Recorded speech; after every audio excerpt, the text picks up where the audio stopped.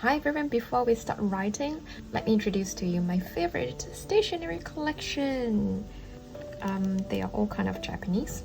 You can get them like on Amazon Japan or like any Japanese stationery store or like even the like a dollar shop like dice. I just want to share with you like why I like them and what are the touch of the pen. So let's start from these three. So they're from Pentel. It's called sign pens. So the only difference is like the thickness of the points. So let's compare. So I will start from the thickest. What is the word that you write when you test your pen? To me, it's always the word 我 because it contains 7 different types of strokes.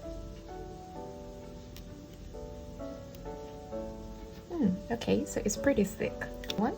So this is the medium one. Move on to this one. This one is the thin one with the word 細い on it. And again, I'm going to write the word 我.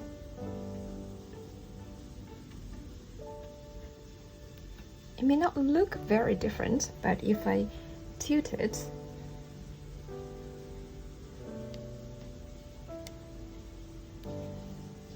it feels like slightly thinner than the medium one.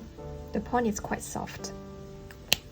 And the next one is the fine or extreme fine.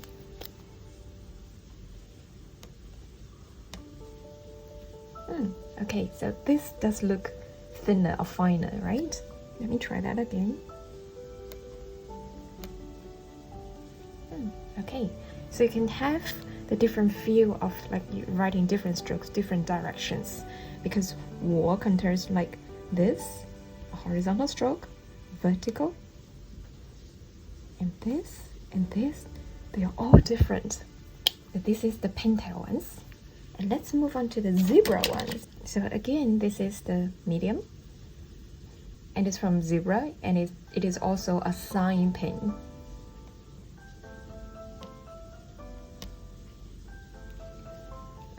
The point, if I compare this one with the medium Pentel, you can see that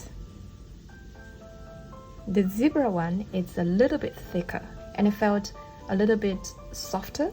If you don't really have a very good control of the pen, so I recommend you choose a harder one. This is the fine or the thin type.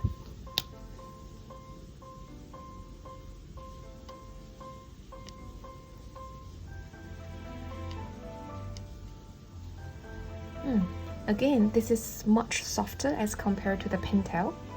So if you prefer a very soft point, this is really good.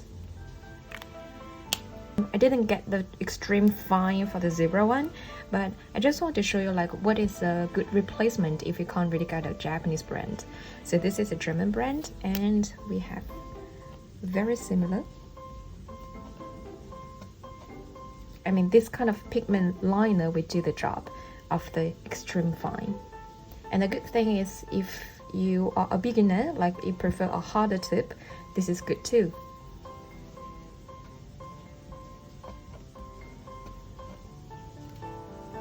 Actually, when we first started learning how to draw kanji in primary school, we all use pencils. But pencil has the problem of sharpening, so I prefer this type of mechanical pencil, but has like a real pencil touch. So this is also from Japan. If you look at the thickness, it's really thick. It's 2.0 mm, which means when you get the lead, it's something like this. So you will see that it's really thick, but I like the touch. So let's try.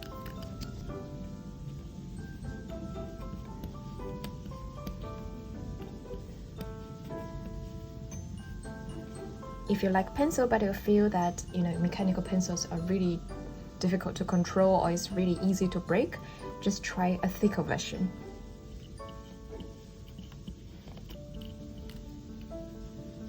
And my suggestion is not really to use the eraser here. Just choose, a very good eraser to give you less frustration when you write something wrong, so you can really erase everything. Ta-da, it's really clean. If you want to write the tips of writing something or taking notes, I prefer to get a very bright color for your notes. So for example, like this type of marker, and you can like circle here and circle there and tell yourself, you know, this is the last one that you're going to draw, and this is, be careful of the pointy tip. It has to be pointy or something, or lift up, you know, before you finish the stroke. So something like this. For those who really love to keep a journal or make it like very cute, to keep your motivation going, you can also you know, buy some, like buy the smaller notepad or the smaller post-it. Like this type is really cute, and you can just, you know, put it here and just annotate whenever it is necessary. So for example, this one is I, me, 我是 is an example sentence structure, something like this. Just choose anything that will interest you or make you want to practice, to increase your motivation, or, you know, make yourself interested, excited to come to practice. Let's start writing. Another tip of writing Hanzi is to use these kind of boxes. We call it Tianzige. But why it is called Tianzige? Because it looks like the word Tian.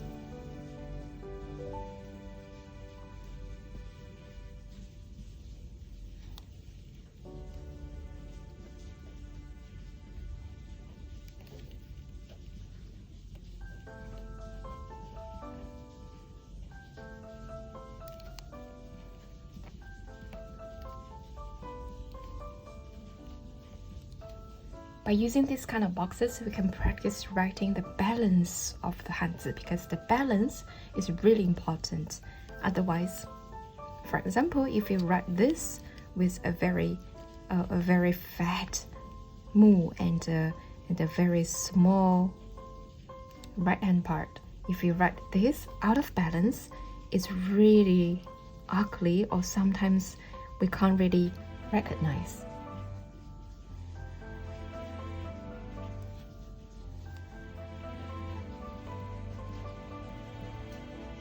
So use the box well and try to write with equal margins and put the words in the middle with good balance. And make use of the center dotted line to give you some guidelines.